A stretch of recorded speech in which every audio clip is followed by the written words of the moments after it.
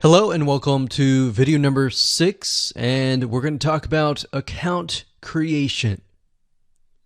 Okay, so obviously in order to set up the IFTTT ring, you need to have accounts for all of your branded social properties. So in other words, you need to have the username and password for Facebook, for Twitter, for all the other social media properties.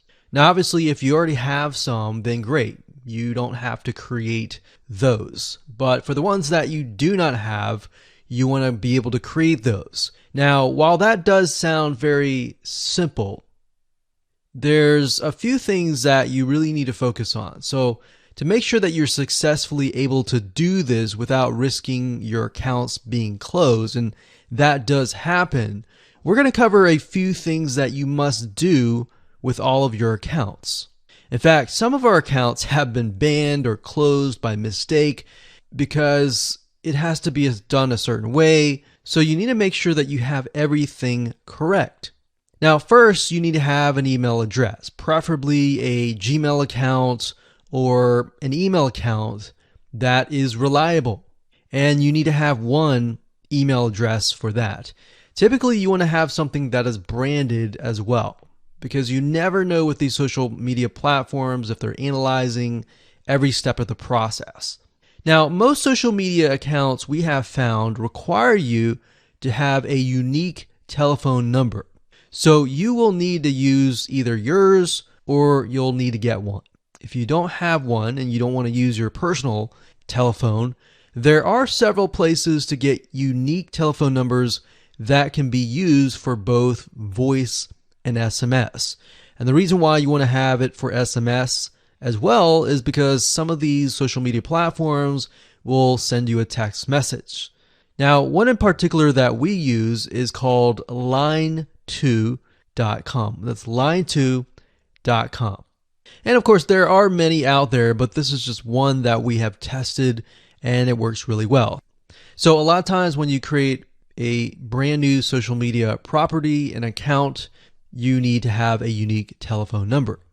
Now, the reason for needing a unique telephone number is because most social media platforms, they really want to make sure that you are legitimate, especially nowadays. They have a lot of checks and balances and things that you need to get around to make sure that your account stays open. In fact, recently Facebook has been on a major crackdown, especially with everything that's been going on in the news. They want to make sure that you are legit and that you are not fake.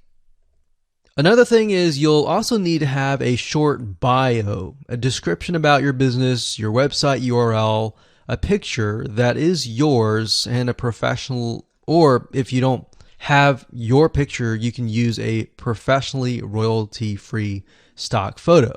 Now, why do you need all this information?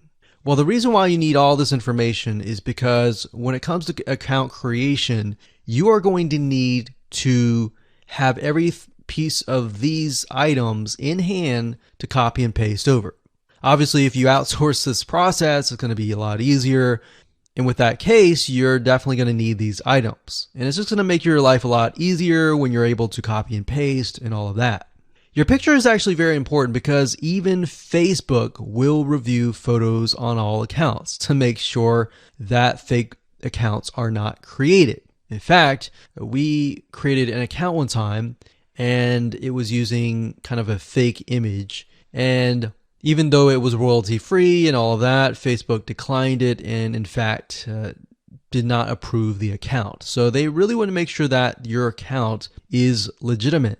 Now, it's best if you take all this information and you write it out in an Excel spreadsheet so that you have it in hand, you have the username and passwords of all the social media properties, and you can simply log in and begin to create the accounts.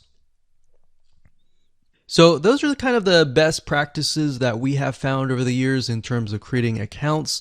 And while some of those seem very basic, the one that really stood out that was really important was making sure that you had that unique telephone number.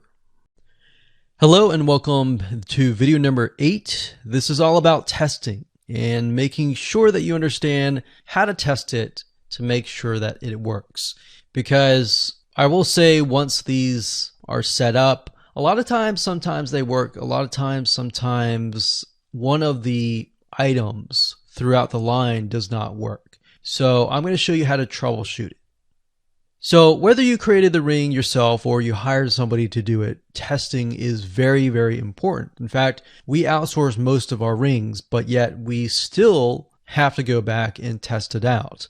A lot of times when these freelancers are in the mode, they'll test it out, but they're really relying on you to test it out because they can't upload a YouTube video to your YouTube channel unless they have access. And a lot of times we don't give them access for, privacy and security reasons.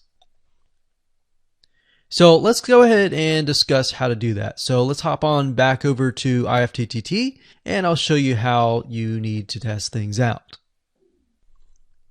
Okay, so we're back at IFTTT, and what I recommend that you do is you open up the Excel spreadsheet that the freelancer gives you or that you've created yourself. And on that Excel spreadsheet, it should have your username and password and all the links to all of the accounts that were created. So in that case, how do we test it out? Well, obviously we're going to need to upload a video to YouTube. Now, I'm not going to do that now, but if you upload that, everything should work throughout the network. So the way you can test things out is simply by going to the websites that are in the Excel spreadsheet. So once you go there, if it has been posted, it works. If it's not working.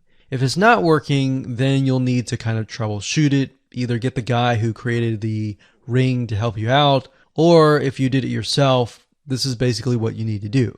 So you need to check through and figure out what's not working. So if we found that the YouTube video is not being posted to blogger.com, we need to figure out why. So we need to go to the applet.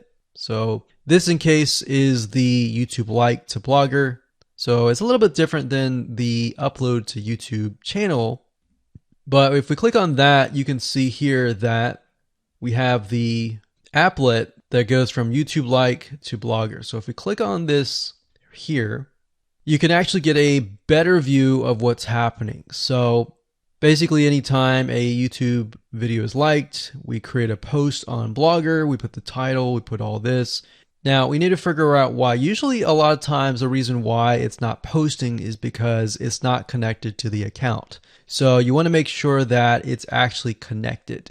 If it is connected, then sometimes you'll need to look at, for example, this. Is it posting the title and maybe not the video? Or is it not posting everything? If it's not posting everything, it usually means it's a connection issue.